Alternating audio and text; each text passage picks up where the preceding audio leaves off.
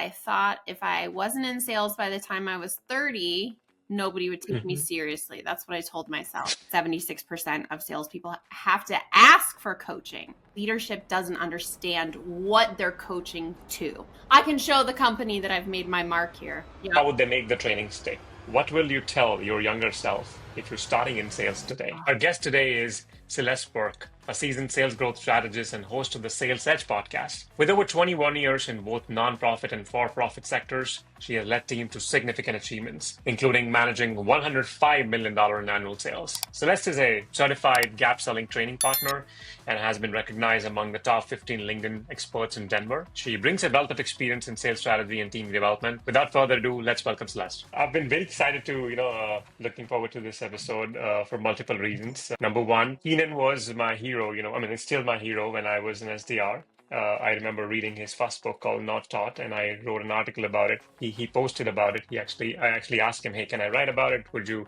comment? Would you like to take a take?" And he did. He was really nice, and I think I follow him on Instagram too. I think the shape he's in, I think that's a kind of shape I plan to stay in. I can't do the skiing he does with his kids, but yeah, he's really a model. And I've seen you, and I had to have a couple of questions. I wanted to first of all ask you, do you have? Can we go beyond 15 minutes for a couple of more minutes, or are we down for 15 only? No, I just need like a 5-minute buffer before the 30 minutes because I have to. Yeah, we can wrap by 12:25. Yeah, okay, that's okay. Perfect. Thank you so much. Yeah. Then I looked at you because you have been into hospitality sales training, and I was in hospitality sales for a very brief, and I did my hospitality management. My first gig was back in the day in 2008. I used to be in Fort Worth South, Texas, and I remember, we never had a training, and if you did, it was like all recorded. We did not have those sessions.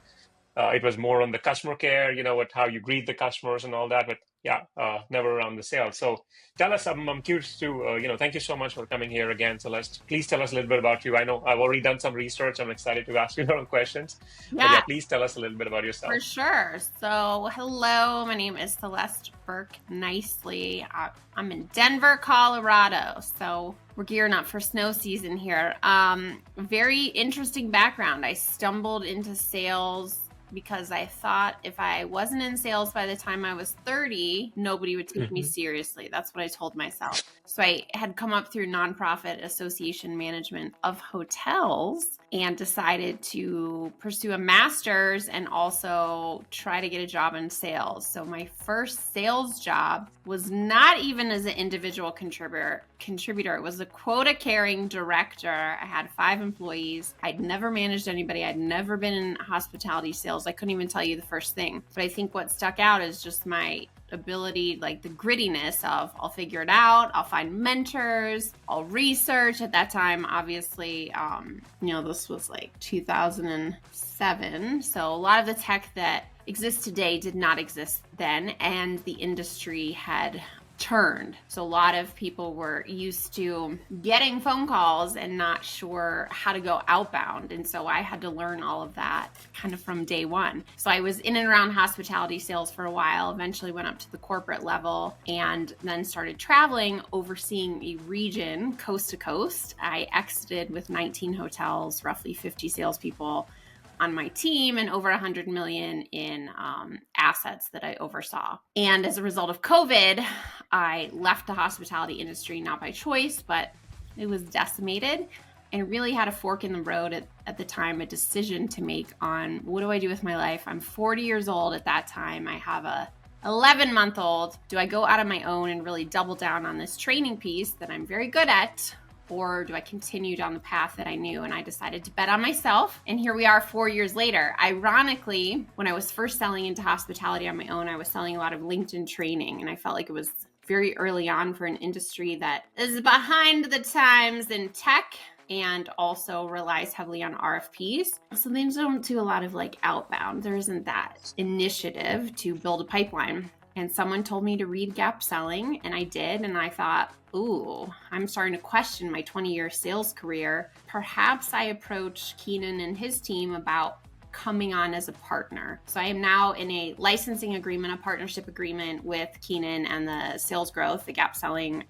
Gap selling is our product, and I'm my own business. I build pipeline. I'm an active seller and trainer, and that's where we are today. So right in the thick of trying to figure everything out, just like everybody else, but I'm certified in the gap selling methodology. I practice it every single day, and I'm also Keenan's active seller.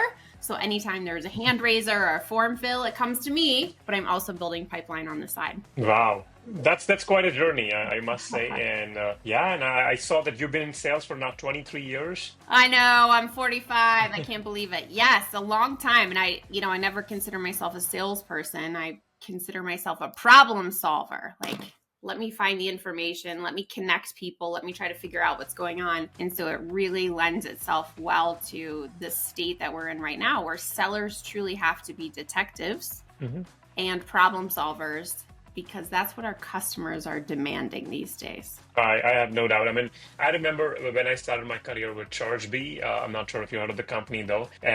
We, irrespective of the title of salespeople, we all were given gap selling by default, and it was probably the VP's decision. But I think I carried on the legacy, and I did the same thing when I would hire my SDRs, and I still do. But now it's a mix of gap selling plus some other books. But yeah, gap selling has always been, I think, everybody's favorite. I mean, if you ask anybody who's in the closing role, they would always say, read the gap selling. Second is obviously challenger sale, but yeah, it always goes hand in hand is what I've seen. Since you have been, coaching for a while, and I had a question on the coaching, because I looked at one of the report published by a sales growth company, I think a while ago, a couple of years ago, and I think that's the only coaching report I could find, because I'm building a product around that. So I'm like, hey, I want to look at some stats, and I looked at those stats, and some of those stats were astounding.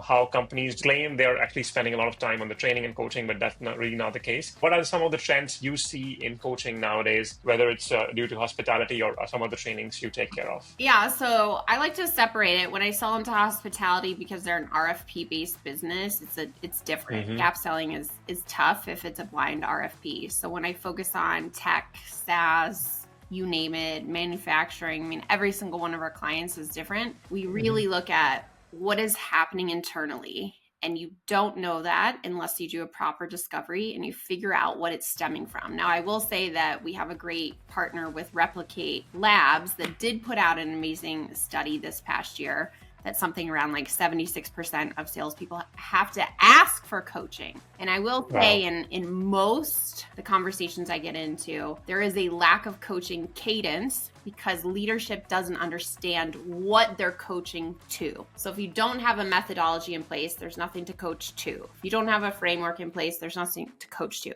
Are you coaching the behavior at the skills level, or are you coaching to KPIs? Like those are two different things. So typically we look at coaching behavior at the skills development layer and how that ties through opportunity management, forecast management. But I will say there is a complete lack of coaching, which is why people will say sales training never works. Well, it doesn't work because it doesn't become sticky. It's one thing to train people on like how, the theory, the concepts. What we do is stick around and make ourselves very sticky, where we, for 13 weeks, sometimes longer, we do role play in the active environment. So they're role playing with an ICP. We're doing call coaching based on an actual discovery call that they had. We're doing deal review with actual opportunities that are in their CRM to coach to the behavior, to coach to the methodology. That's where it gets sticky. So I don't have like stats. Keenan he's working on another book. He just did a huge buyer survey, but that's the problem, is that you're asking a middle management leadership piece to coach to something they don't even understand themselves. So coaching typically is like very surface level, plus it's time intensive, and then people end up not doing it, and now everybody's all over the place. So we see it every day, sadly, and sales leadership has to say, I understand this is going to be difficult, but if you're not coaching and reinforcing, it's like become more difficult down the line. That's a great insight. I have two questions based on what you just said. Okay, number one, when do companies realize, okay, now is the time? Usually, like you said, they don't know what should they be training to, whether it's a behavior or a skill. When do companies realize, okay, you know what, now is the time? I don't think so. We are capable of training. Either we need to bring in somebody like you who are experts, or we need to now focus on training so that, we don't get into the same soup as we are right now. That's number one. It typically comes when the situation becomes untenable or intolerable. Like the win rates are so low that the board, investors, people are starting to take notice. They don't have enough in their pipeline. Forecast is so horrifically off every single month that somebody is starting to be held accountable. Or you have a leader that realizes we can't continue to go in this direction. We are going to miss milestones. So typically it's those leaders who are self-aware that we've got to get out in front of this. I hear it. They can't raise funds. They're not going to meet their exit goal. They've had change and turnover of staff. Those that are not problem aware is a little bit more difficult because you have to tie in like, hey, here's the problem. This is what it's stemming from. This is the impact. This is the cost of inaction. Obviously, that's harder for a salesperson to do. That's where I spend a lot of my time. But I would say for those that are aware, it's because the situation has become intolerable. They're either going to lose their job, they're not going to make funding, they're going to miss a major milestone on their plan. Would be a couple of reasons why someone would reach out. And, change in leadership. A lot of leaders will come in and be like, we're checklist selling here.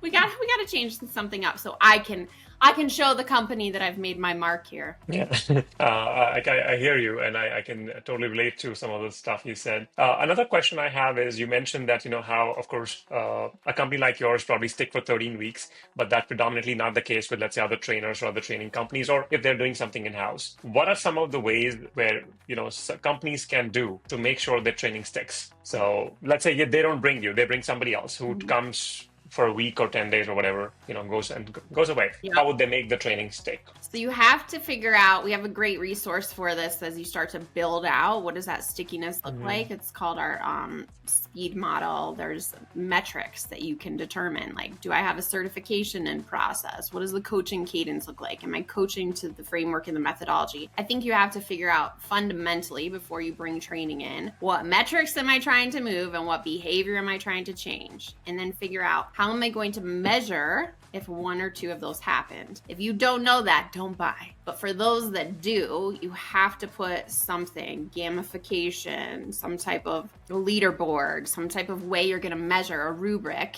that you're going to measure, did behavior change, did metrics move? And I think that's where a lot fall short. They don't figure out, how am I going to measure change, which is why a lot of AI tools have come into place in the coaching and reinforcement space that do provide that gamification dashboards where you can actually see, are we seeing metrics move? Are we seeing pipeline move? Like Gong, right? Are we seeing calls being had with stuff that's in the pipeline? But you've got to be looking at that, and you've got to get ahead of it to understand, what am I going to measure? And then back into, okay, what am I going to do to reinforce that? Or else don't spend the money, your training won't stick.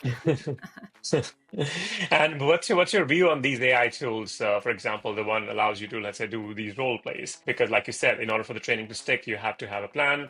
While all of you just said, I think makes a lot of sense, but I'm sure they would have to have sort of role plays. Manager as leaders, would not have time because their content focus will be on, hey, how do I maximize my revenue at the end of the day? And you mentioned AI tools like Gong. I'm sure there are tons of more. Oh, what is your view? They're popping up every day, as you know. AI is this double-edged sword, whereas trainers, we love it for like account research and getting information, the speed that you can collect information on a potential prospect or a call. I typically use AI for like a pre-call planning. So I'm pinging ChatGPT to find out information about a company's website that is like gobbledygook and I don't understand what they do. And I want to find out, like, at a fifth grade level, what did they do so I understand what problems they solve. So I love that for pre-call planning. And obviously a lot of sellers are using those types of tools. Where I would say you have to have caution with AI when it comes to your methodology is, does the AI understand, like a human would, what it is, the information that you're seeking? So we've been hard pressed to find tools that can discern between a business problem. So if anybody's read Gap Selling, you understand there's business problems and then there's technical problems, broken process, missing tool. And a lot of sellers, I had a call today, a seller, when I say, what problem do you solve? They start off the bat with, we help, and then they go into all the technical, like reg, visibility, optimization. Nobody really buys because of that, and it's very hard to make a case for that at the C-suite level if you can't figure out how that impacts the business at a business level. AI also has a hard time. If you ask AI, hey, tell me the business problems, it'll definitely go to inefficiencies, inability, no visibility. Now, if you're training your reps to go into an AI tool and they're being told that's okay, like you have proficiency in this role play, and they're staying at that surface level, you're most likely not going to see pipeline progression or deals progress because it's not in line with the methodology. So I would say, with caution, Medic, it's probably amazing, right? Checklist, did I get all this information? Yes. Did you make the case for change? AI may not be at a place where it understands that yet. So that is my word of caution. Love it with caution. I like that when you said love it with caution. I mean, we all keep thinking, and by the way, I am building a product which is AI role play myself. Yeah. Of course, so we're gonna dive into something else eventually. But yes, that's one of the products we've been building because it's closer to what we've been doing for a while. And I wanted to hear your views on while whatever you said, it makes sense because right now, when I let's say practice with AI, it's gonna act like delusional sometimes. It's gonna throw the same problems over and again because it understands the context only to an extent. We are of course talking about 1 or 2 years in the future where I would put in Celeste's LinkedIn profile. It's gonna adapt Celeste's style. It's gonna understand how long of the experience she had, what is she like? She's in Denver. She has a kid. She has a husband, It's about to snow, right? In Colorado, everything, imagine, if that would be the state, do you think that actually make a considerable difference in the way we practice today? Because like right now you said, you have 5 minutes, you're going to practice, but of course you're somebody with 23 years of experience. Not everybody would be. Oh, right? Yeah, totally.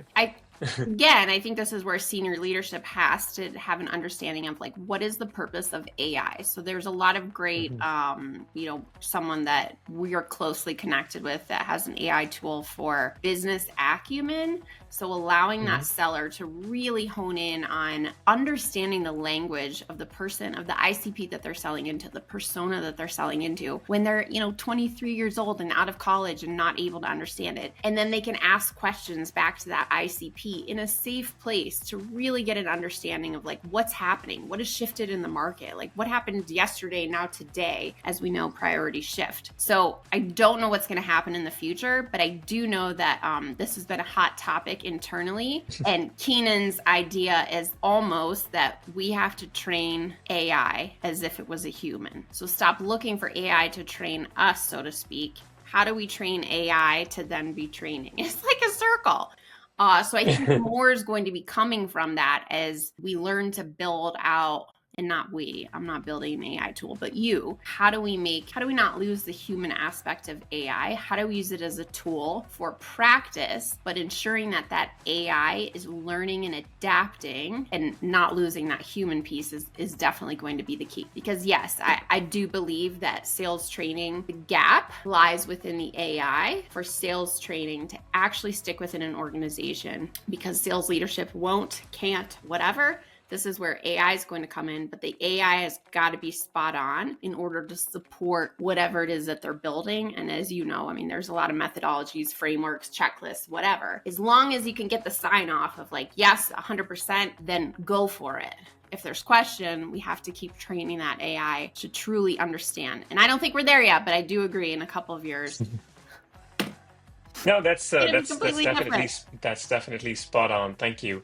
I do have tons of questions, but I'm gonna stick to the last question I promised. I saw your comment recently, which you made, I think, on one of the posts. I'm forgetting the post, but I do remember the comment. Anyways, my question after I saw your comment was, what will you tell your younger self if you're starting in sales today?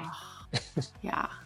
So I think two things. One, build a personal brand. Nobody can take it away from you. The amount, and not even a personal brand where you're just putting information out there by yourself, but truly almost like this bank and network of people that you can constantly learn from. And LinkedIn allows you to do that. So if I were to go back, I would have done that way earlier in my career versus using it as a tool just to find people to hire, is how I started to use LinkedIn. That would be number one. Number two would be to constantly invest in yourself, to set aside money, regardless of how much you make, to be chipping away at that business acumen, but in a place of like, what else is out there that I don't know that I can consume information. It helps you be more well-rounded. You understand your buyer's environment more, but it also sets you up for like random conversations along the way that you won't feel like a fish out of water when it comes to like the business acumen piece. So if I were to go back, I think and I find this with so many sellers, especially in hospitality, they go to their job and they're like in their job every day and they're so oblivious to everything else that's going on. We have to figure out how to bring that all in, because it always comes full circle. And those that are doubling down on understanding AI, teaching themselves, reading books, getting information, are edging away from others that aren't. This was awesome. Thank you so much for being here, Celeste. Yes, I did have more questions. I'm excited to support you and love talking. I think we're at this precipice of everybody really hates AI. Not everybody. There's a lot of people that hate AI because they think like, oh, it's taking jobs and all that. And I think we're in this place of like, how do we use tools and technology to support and help us find information faster so we can make quicker decisions, but also so that we can learn from and enhance our own skill sets and deficits. So I'm super excited to continue to learn from you, and you have an awesome presence online. So I'm here for it. Build the future of like, how do we help everybody in the next couple of years? Totally, yeah. I think future is very bright from where I see, and I'm pretty sure that's something which you also echoed just now. So thank you so much once again, Celeste. I'm going to let you know as soon as this goes live, but I think you have a great presence, I think better than I could ever have. I want to ask you who's doing your thumbnail for the YouTube, because they are phenomenal. I just sent my editor the same, that, hey, I want to have the same quality. I can share their name. They're called like Ninja Edit, I think. So okay. I can give you his name if you want. They do my video, like my short videos for YouTube, because I just can't do that anymore in the style. But I can send you their name if you want. Yeah, absolutely. I mean, I do have a couple of freelancer editors who work with me, but yeah, none of them actually gives me the same quality. So I'm kind of envious, but inspired at the same time. All right. Take care. Thank you so much. I appreciate it. All right. Bye. Thank you so much. Have a good one. Good luck. Bye.